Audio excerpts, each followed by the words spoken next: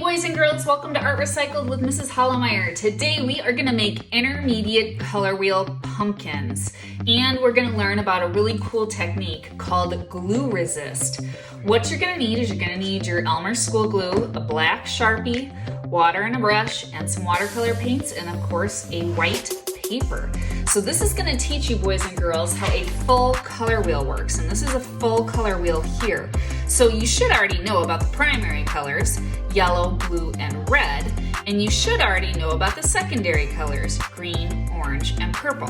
Well, when you mix a primary color like yellow with a secondary color like orange, you get a color in between them, a color like yellow-orange, and that color is called an intermediate color.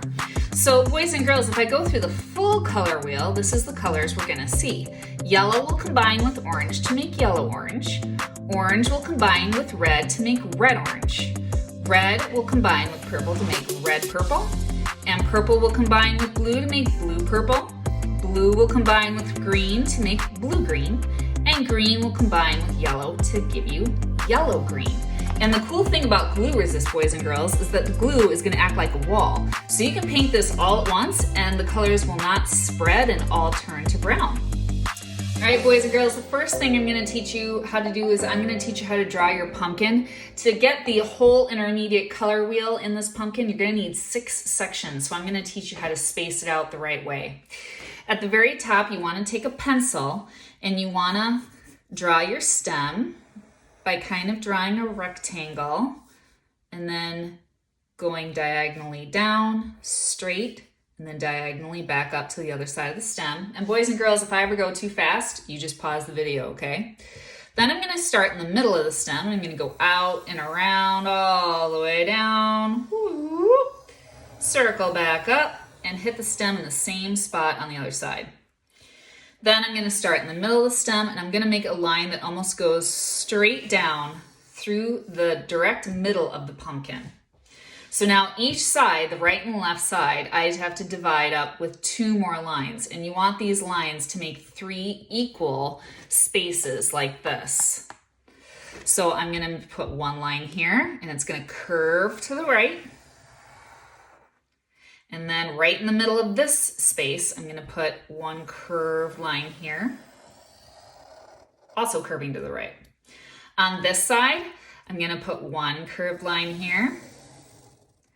And then in the middle of this space, I'm going to put another curved line that curves to the left.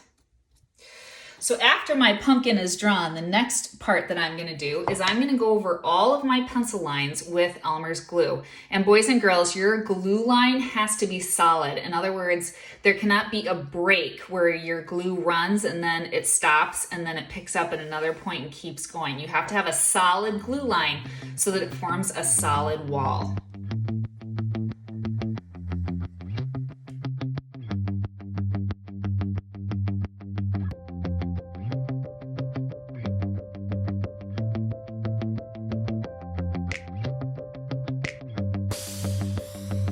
All right, boys and girls, my pumpkin has been drying all day. And so now I'm ready to do the next part, which is to outline the glue with a black permanent marker. It just helps it show up a little bit. And then I'm gonna show you how to do the leaves. So this part's easy. You just wanna take your black Sharpie and you can feel the glue kind of act like a wall, and you're gonna take that black Sharpie and trace it on both sides of the glue.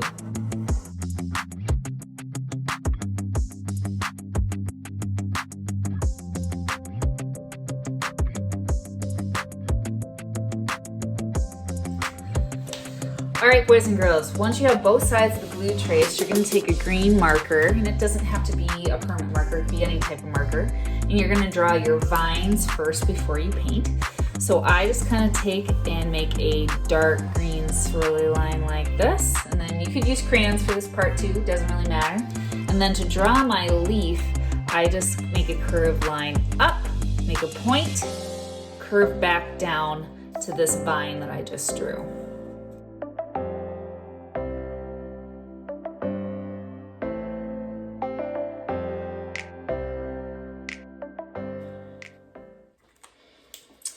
All right, now here comes the fun part, doing the color wheel inside of the pumpkin. So the first color that you always want to use to begin with is yellow. Yellow is the lightest color, and if there's any color that's going to kind of get contaminated, it's going to be yellow first. So we're going to go, boys and girls, in this direction. We're going to start with yellow. We'll make yellow green to green to blue, and so on around the color wheel until we get back to yellow. So I'm going to start with my yellow over here, and as you can see, I already have all the intermediate colors kind of mixed over here. But I'm only going to stay on this side. So I have the primary and secondary colors. I'm going to start by taking my yellow all the way to the left, and I'm going to start to fill in the top here. And as you can see, my watercolor paint is not spreading into the shape that's next to it. And then I'm going to take regular green and fill in the bottom. What's going to happen is that green paint is going to mix with the yellow, and they should form the intermediate color of yellow-green in between. All right, next I'm going to start up here. I'm going to start with green. So you always start the next one at the top with the color that was on the bottom.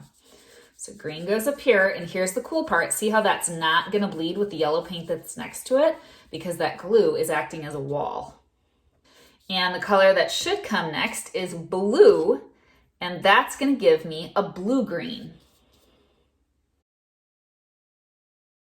Start with blue. And if I combine blue with purple, boys and girls, what should I get? That's right, blue-violet. I'm going to combine purple with red to get, you guessed it, red-violet.